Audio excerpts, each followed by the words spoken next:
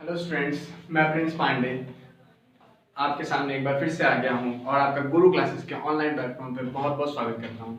तो स्टूडेंट्स, अभी तक आपने हमारा लेक्चर देखा होगा सिर्फ 9th और 10th का। तो आज से हम स्टार्ट करने वाले हैं क्लास 11th और 12th भी स्टार्ट करेंगे कुछ ही दिनों में। ठीक है, तो आज हम क्लास 11th आपके लिए स्टार्ट करने वाले हैं और आपके सामने मैं आपका फर्स्ट चैप्टर जो कि क्या है, some basic concept of chemistry. आपको केमिस्ट्री के बारे में छोटे छोटे कॉन्सेप्ट पहले जानने होंगे जो कि आपके आगे वाले आने वाले चैप्टर्स में जो है यूज होने वाले हैं। और जब तक आपको ये बेसिक चीजें नहीं पता होंगी तब तक आपको केमिस्ट्री जो है क्लियर नहीं होगा।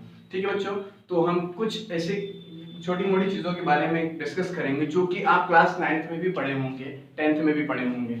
ठीक है, लेकिन 9th 10th में आपने कुछ ही चीजें पढ़ी होंगी और 11th में आकर के थोड़ी चीजें आपको एक्स्ट्रा जाननी है।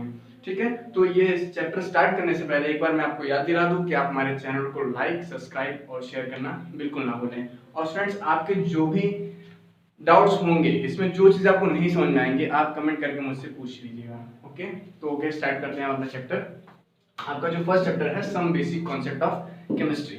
ठीक है, आज के बारे में सिर्फ मैं इंट्रोडक्शन दूंगा, थोड़ी छोटी मोटी चीजें हम जानेंगे जो कि आपके आगे वाले आने वाले चैप्टर्स में सारी चीजें यूज होने वाली हैं। तो स्टूडेंट्स, सबसे पहले इसमें एक चीज आता है मैटर, जो कि आप क्लास 9 में पूरा चैप्टर पढ़े होंगे, मैटर इन आवर सराउंडिंग, जो कि आपका चैप्टर फर्स्ट था। ठीक है, आपका चैप्टर फर्स्ट सेकंड सारी चीज जितना आपने पढ़ा होगा सब हम कंक्लूड करके आज इसमें क्या करेंगे, एक छोटा सा चार्ट जो है हम बनाएंगे और इस सारी चीजों को उस चार्ट के थ्रू जो है याद रखेंगे। ठीक है स्टूडेंट्स, तो मैटर क्या होता है? ठीक है, मैटर सबसे पहले आपका स्टार्टिंग जो आएगा वो आएगा मैटर। मैटर होता क्या है? तो मैटर के बारे में आप जानते होंगे। सबसे पहले हम चार्ट को रेडी कर लेते हैं, उसके बाद जो है कि चीजों को अच्छी तरीके से समझेंगे। ठीक है, तो मैटर की जो बात कर लिया है, सबसे इंपॉर्टेंट चीज है, एक बार मैं बता दूं आपको कि केमिस्ट्री अब यहाँ पे जो है 3 पार्ट में आपके डिवाइड होने वाली है। 3 पार्ट में आपकी एक फिजिकल केमिस्ट्री होगी, एक ऑर्गेनिक और एक इनऑर्गेनिक केमिस्ट्री होगी। ठीक है, तो 3 पार्ट में आप जो है पूरी केमिस्ट्री को डिस्कस करने वाले हैं। तो केमिस्ट्री सबसे पहले क्या होती है? Some basic concept of chemistry. Chemistry की डेफिनेशन आपको पता है, chemistry is the branch of science. Chemistry science की वो ब्रांच है। ठीक है, chemistry is the branch of science which deals with the study of composition, structure and properties of elements, compounds and mixtures. ठीक है, इन सारी चीजों की स्टडी को हम क्या कहते हैं? केमिस्ट्री कहते हैं। और ये एक साइंस की एक ब्रांच होती है। साइंस की और ब्रांच फिजिक्स हो गई, बायोलॉजी हो गई, ये सब सारी साइंस ब्रांच है। तो ऐसे केमिस्ट्री भी एक साइंस की क्या होती है? ब्रांच होती है। ठीक, केमिस्ट्री के बारे में आपको पता चल गया। इसमें सबसे पहले आपको जानना जरूरी है मैटर के बारे में। अब मैटर जो होता है कितने पार्ट्स में जो है क्लासिफाई हुआ होता है। ठीक है, सारी चीजों को डिस्कस करेंगे, लेकिन पहले चार्ट को रेडी कर लेते हैं। ठीक है, मैटर की क्लासिफिकेशन ऑफ मैटर। मैटर जो है 2 पार्ट में क्लासिफाई हुआ है। आपका पहला फिजिकल क्लासिफिकेशन और दूसरा जो है वो आपका क्या है? Chemical classification. ठीक है, केमिकल। ठीक है, फिजिकल और केमिकल में। तो अब फिजिकल क्लासिफिकेशन जो है मेटल्स कितने 2 पार्ट्स में जो क्लासिफाई हुआ है, फिजिकल प्रॉपर्टीज में और केमिकल प्रॉपर्टीज। तो अब देख लेते हैं कि on the basis of physical properties, physical properties की बेस पे, फिजिकल प्रॉपर्टीज के बेस पे मैटर जो है फर्दर 3 पार्ट में डिवाइड हो गया है। कितने में? 3 पार्ट में फिर डिवाइड हो गया। किसमें? सॉलिड में और लिक्विड में और गैसेस में। ठीक है, सॉलिड, लिक्विड एंड गैस। ठीक है, अब matter on the basis of physical properties की बात कर लिए तो मैटर यहाँ पे 3 पार्ट में डिवाइड हो गया। सॉलिड में हो गया, लिक्विड में हो गया और गैसेस में हो गया। और बात कर ले on the basis of chemical properties की, तो यहाँ पे जो मैटर जो है वो किसमें 2 पार्ट में डिवाइड हो गया। ठीक है, 2 पार्ट में डिवाइड हो गया। आपका पहला कौन सा होता है? Pure substance. प्योर सब्सटेंस होता है। ठीक है, और आपका दूसरा जो होगा वो क्या होगा? मिक्सचर्स होंगे। ठीक, क्या होंगे? मिक्सचर्स होंगे। अब यहां से तो बात कर लिए। फिर on the basis of physical property matter can be divided in solid, liquid and gases, यानी 3 पार्ट्स में। ठीक है, on the basis of chemical properties matter can be divided in pure substance and mixtures. Okay, अब यहाँ पे बात कर लेंगे प्योर सब्सटेंस कितने पार्ट में डिवाइड हो गए। यहाँ पे प्योर सब्सटेंस भी कितने तरीके के होते हैं? 2 तरीके के। आपकी यहाँ पे क्या 2 तरीके के होते हैं। फर्स्ट आपका होता है एलिमेंट्स, होता है एलिमेंट्स, और आपका दूसरा जो होगा वो कौन क्या होगा? कंपाउंड होगा। क्या होगा? कंपाउंड। ठीक है। अब यहाँ पे प्योर सब्सटेंस को भी हम किसमें, दो पार्ट में डिवाइड कर दिए, किसमें, एलिमेंट्स और कंपाउंड्स में। सारी चीजें याद होनी चाहिए आपको। ये सारी चीजों को मैं याद करने के लिए ये जो आपके लिए चार्ट रेडी कर रहा हूँ, जिससे कि चार्ट से आपको जो है सब कुछ एकदम सॉलिड तरीके से एकदम सारी चीजें क्या होंगी, याद होंगी। ठीक है, तो प्योर सब्सटेंस यहाँ पे क्या किया हमने, एलिमेंट और कंपाउंड में जो है डिवाइड कर दिया। अब मिक्सचर की बात कर लेते हैं। तो मिक्सचर भी यहाँ पे दो टाइप्स के हो गए। कितने टाइप्स के हो गए, दो टाइप्स के। एक आपका होमोजेनियस मिक्सचर हो गया, होमोजेनियस मिक्सचर, होमोजेनियस मिक्सचर हो गया, होमोजेनियस मिक्सचर। ठीक है, इसको आप सॉल्यूशन भी कह सकते हो। ठीक है, होमोजेनियस मिक्सचर क्या कह सकते हो, सॉल्यूशन भी कह सकते हो। और दूसरा आपका क्या हो गया, हेट्रोजेनियस। क्या हो गया, हेट्रोजेनियस, हेट्रोजेनियस। ठीक है, यहाँ पे मिक्सचर भी आपके कितने पार्ट में डिवाइड हो गए, होमोजेनियस और हेट्रोजेनियस मिक्सचर। ठीक है, अब यहाँ पे होमोजेनियस और हेट्रोजेनियस मिक्सचर दो टाइप के मिक्सचर हो गए। अब यहाँ पे आ जाओ, एलिमेंट्स कितने टाइप के, एलिमेंट भी यहाँ पे तीन टाइप के होंगे। कौन कौन से एलिमेंट होंगे, एलिमेंट की भी अगर बात कर लें तो एलिमेंट भी हमने क्या किया, तीन पार्ट में डिवाइड कर दिया, जो कि आपके आते हैं मेटल्स, नॉन मेटल्स, और आपका एक आता है लास्ट जो है वो क्या है, मेटलॉइड्स, मेटलॉइड्स। ठीक है, ये आपका जो है पूरा का पूरा चार्ट जो है रेडी हो गया। ठीक है, पूरा का पूरा जो है चार्ट रेडी हो गया। अब आपको ये सारी चीजें क्या होंगी, चुटकियों में याद हो जाएंगी। सिर्फ आप ये चार्ट को जो है अच्छी तरीके से जो है समझ लीजिए। अब हर एक चीज के बारे में एक चीज क्या बारे में डिस्कस कर लेते हैं। ठीक है, सबसे पहले आता है मैटर। मैटर क्या होता है, एनीथिंग, कुछ भी चीज which occupies space and possesses a mass. मतलब क्या हो, उसके पास कोई भी चीज हो, स्पेस हो, क्या हो, कुछ स्पेस कवर करे और उसके पास क्या हो, मास हो, इसका भार हो, उस चीज को हम क्या कह सकते हैं, मैटर कह सकते हैं। मैटर क्लियर हो गया। अब मैटर की क्लासिफिकेशन कितने में, थ्रू टू वेज में, physical classification and chemical classification. ठीक है, physical, on the basis of physical properties की बात कर लिया तो solid, liquid and gases. Solid क्या होता है, मैंने बताया क्लास 9 तक पढ़े होंगे कि सॉलिड क्या होता है, which has a definite shape and definite volume। Solid वो चीज होता है जिसके पास डेफिनेट शेप भी होता है और उसका डेफिनेट वॉल्यूम भी होता है, वॉल्यूम भी। ठीक है, और लिक्विड की बात करें, लिक्विड क्या होता है, which does not have definite shape। इसके पास डेफिनेट शेप नहीं होता, लेकिन इसका वॉल्यूम जो होता है वो क्या होता है, डेफिनेट होता है।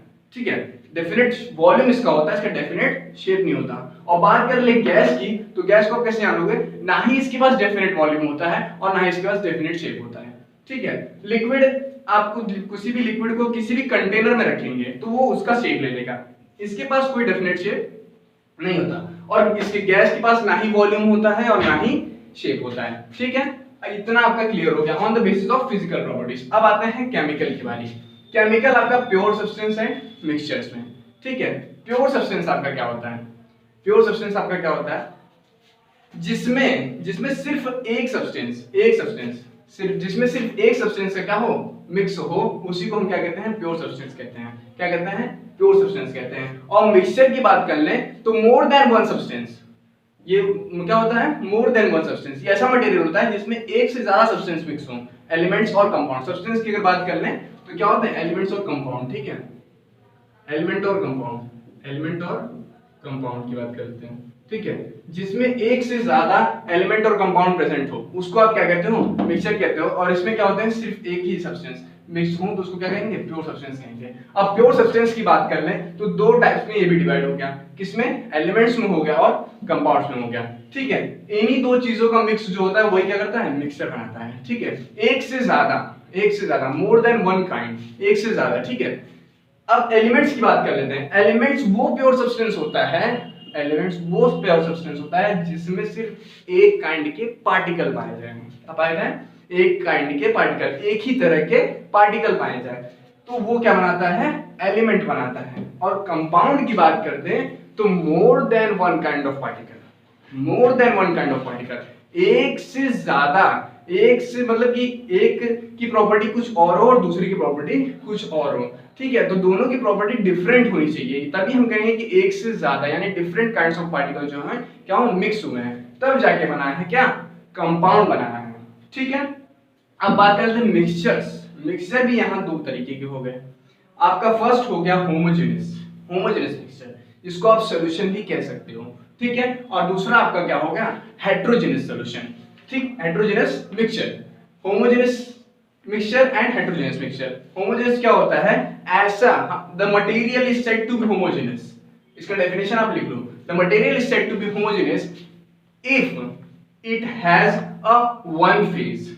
वन फेज, यहां पे फेज एक वर्ड आ रहा है, क्या आ रहा है, फेज। फेज का मतलब क्या होता है, फेज का मतलब कि एक ही जैसा दिखे, उसमें कोई भी डिफरेंट चीजें नहीं दिखे। फेज का मतलब क्या होता है, जैसे कि आप वाटर ले लो और वाटर में आप शुगर को मिक्स कर दो, ठीक है, तो इसमें वाटर, उसमें जो एक जूस बनता है वाटर और शुगर का जो है मिक्स होके एक सोल्यूशन जो रेडी होता है, पूरा एक सोल्यूशन, उसमें अलग आपको शुगर नहीं दिखता और ना ही आपको अलग वाटर दिखता है, दोनों का क्या दिखता है, एक ही फेज, जो कि आपको लगेगा कि वाटर ही है, ठीक है। मतलब एक ही जैसा दिखे, उसमें अलग अलग चीजें, दो चीजें ना दिखे, उसी को हम क्या कहते हैं, फेज कहते हैं। तो उसकी क्या हो, होमोजेनियस मिक्सचर की क्या हो, सिर्फ वन फेज हो। आप मटेरियल को कभी तभी कह सकते हो, कोई भी सब्सटेंस को तभी आप कह सकते हो कि होमोजेनियस है, जब उसका सिर्फ क्या हो, वन फेज हो, वन फेज यानी एक ही फेज हो। और दूसरा का हेट्रोजेनस की बात कर लें, हेट्रोजेनस मिक्सचर, तो उसमें क्या होते हैं, डिफरेंट फेजेस होते हैं, मोर देन वन फेज होता है। जैसे कि आप वाटर के अंदर बालू, बालू को डाल दीजिए, उसमें बालू अलग दिखेगा आपको और जो है वाटर अलग दिखेगा।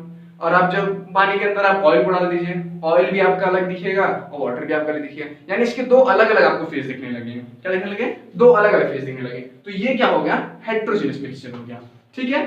आपका इतना क्लियर हुआ। अब बात कर लेते हैं एलिमेंट और कंपाउंड। एलिमेंट जो था वो भी तीन पार्ट में डिवाइड कर दिया गया। कौन कौन से, मेटल हो गए, नॉन मेटल हो गए और मेटेलॉइड्स हो गए, ठीक है। मेटल क्या होता है, मेटल की बात कर लें तो मेटल क्या होता है आपका, मेटल वो चीज होता है, मेटल वो सब्सटेंस होता है जो कि आपका लाइट को क्या करे, रिफ्लेक्ट करे। क्या करे, लाइट को रिफ्लेक्ट करे और क्या हो, लस्टर हो, ठीक है, लस्टर हो, क्या हो, मेटल्स वो होता है जो आपको लाइट को रिफ्लेक्ट कर दे, ठीक है। और it is the good conductor of electricity.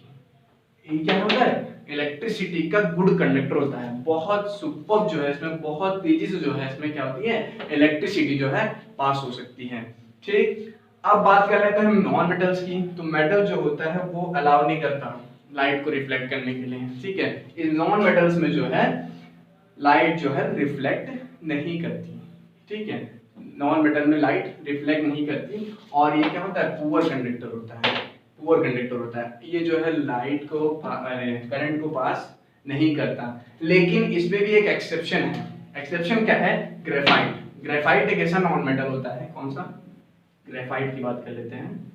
ये जो होता है इलेक्ट्रिसिटी पास कर देता है, इलेक्ट्रिसिटी ये क्या करता है, पास कर देता है। सिर्फ यही एक एक्सेप्शन है जो कि इलेक्ट्रिसिटी क्या कर देता है, पास करता है। ये एक नॉन मेटल होता है। बाकी मेटल जितने भी आपको मिलेंगे, जितने भी मेटल आपके पास होंगे, आप उसमें से लाइट को रिफ्लेक्ट नहीं करा सकते और ना ही आप उसमें से क्या कर सकते हो, करंट को पास करा सकते हो, ठीक है। लेकिन ग्रेफाइट एक ऐसा नॉन मेटल है जिसमें आप जो है करंट को पास करा सकते हो, ठीक है। और मेटलॉइड्स आपका लास्ट जो है, मेटलॉइड्स। मेटलॉइड्स क्या होता है, मेटलॉइड्स ऐसा सब्सटेंस होता है जिसमें आपको मेटल के भी और नॉन मेटल के भी दोनों के कैरेक्टरिस्टिक्स आपको दिखे, दोनों की प्रॉपर्टीज आपको दिखे, ठीक है। मतलब कि मेटल की प्रॉपर्टी भी हो उसके अंदर और नॉन मेटल की प्रॉपर्टीज भी हो, ठीक है। इसको आप क्या कह सकते हो, मेटलॉइड्स कह सकते हो। क्या कह सकते हो, मेटलॉइड्स कह सकते हो। तो ये metal, non metal and metalloids, ये सारे चैप्टर्स जो हैं आपने जो है क्लास 10th में बहुत डीपली जो है पढ़ा होगा। और मैंने भी आपको थोड़ा थोड़ा आपको क्या किया, रिवाइज करा दिया, जिससे कि आपको जो है ये आगे आने वाले चैप्टर्स में जो है आपको याद रहे। अब मैं इस सारी चीजों को फिर से बहुत अच्छे से पढ़ाऊंगा जब आपका चैप्टर आएगा periodic classification of an elements.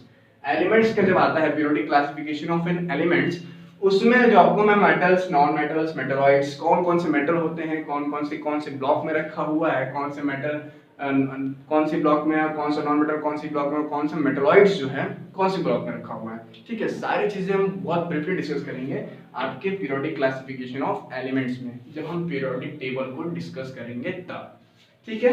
ये नॉर्मल सी चीजें थी, छोटी मोटी चीजें, आपकी बेसिक चीजें जो कि मैंने आपको बता दिया। अब आपके इसी चैप्टर में जो आएगा वो ग्राम मॉलिक्यूलर मास निकालना आएगा, ठीक है, मॉलिक्यूलर मास निकालना आएगा, ग्राम फॉर्मूला मास निकालना आएगा, ये सारी चीजें आएंगी, और कुछ आपके सिग्निफिकेंट फिगर्स भी आएंगे निकालना, ठीक है, और आपकी कुछ बेसिक फंडामेंटल क्वांटिटीज होती हैं वो आपको पढ़ना होगा, और आपके फिजिकल डिराइव्ड क्वांटिटीज होती हैं जो कि फंडामेंटल क्वांटिटीज की हेल्प से बनती हैं, ठीक है, तो इसको भी हम पढ़ेंगे, ठीक है। और उसके बाद हम एक लास्ट जो इसमें सबसे इंपॉर्टेंट टॉपिक है वो है मोल कॉन्सेप्ट। आपका मोल कॉन्सेप्ट बहुत इंपॉर्टेंट टॉपिक है।